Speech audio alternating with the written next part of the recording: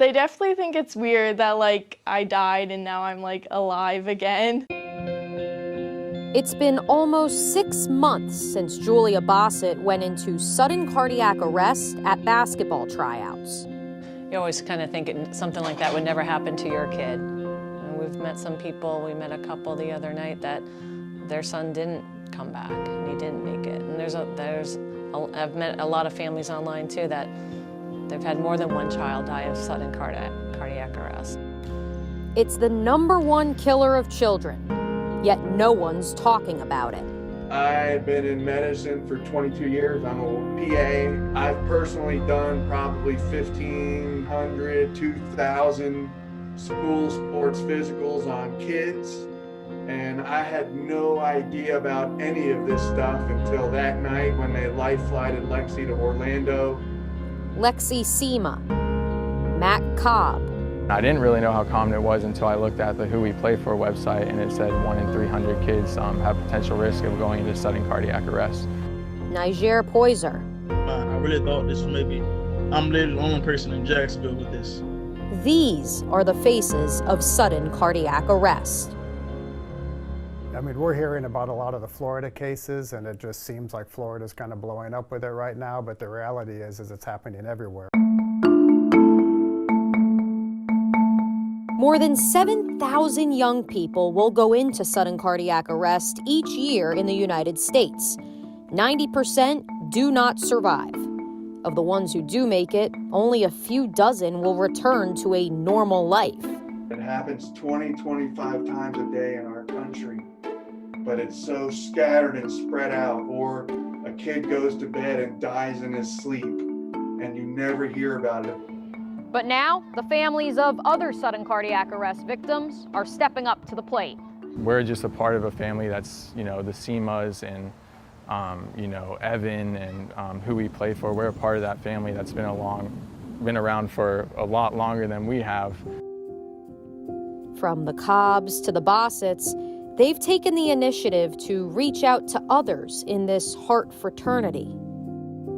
I don't ever want a family to feel like I felt with my daughter. And anytime, and God bless Lori, because she did the same thing for this beautiful family here in Baker County. And we're all in contact. And that's what I want. We're not alone. This is not something that happens 1 in a million.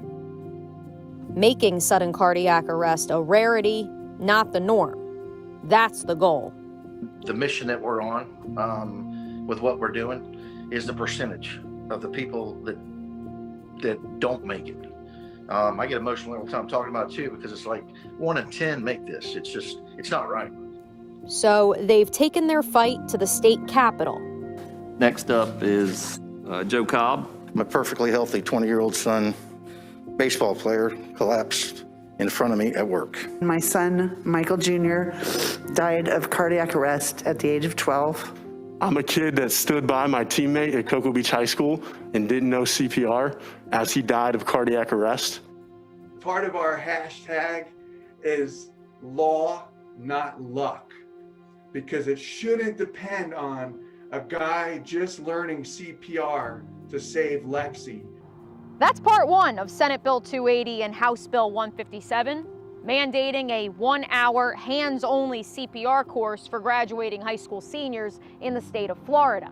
Working with state officials, SEMA proposed such a law in 2018.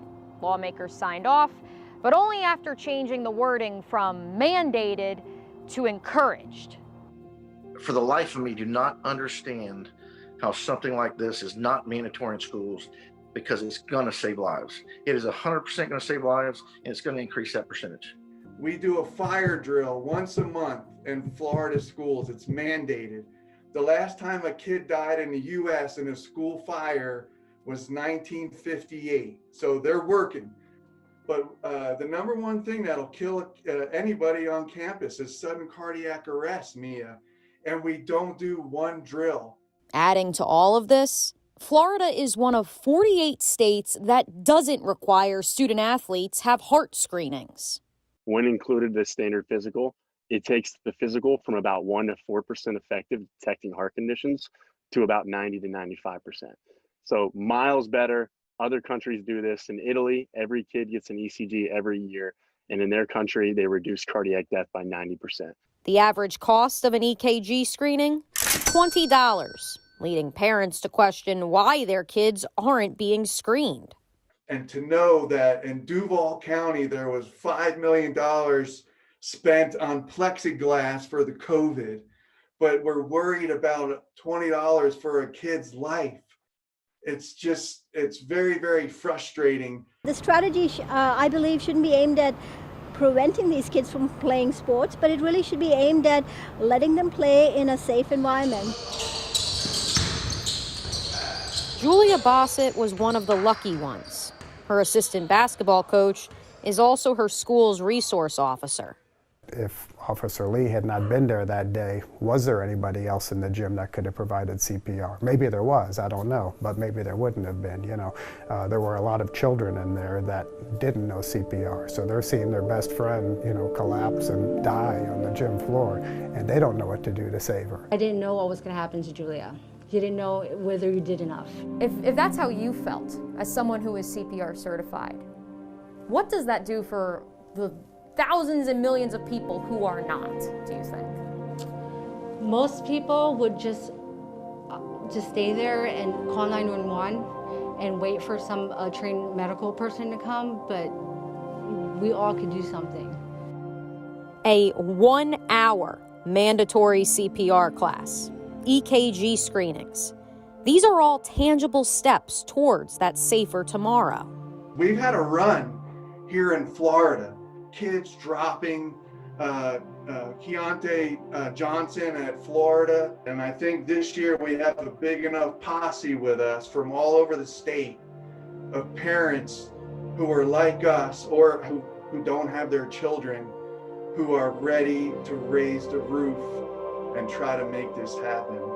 You hear these stories from these people on the pain and how this, in so many cases, can be prevented. And once you see behind the curtain, as you know, Mia, it's hard to turn the other way. Because the faces of sudden cardiac arrest don't look too unlike our own.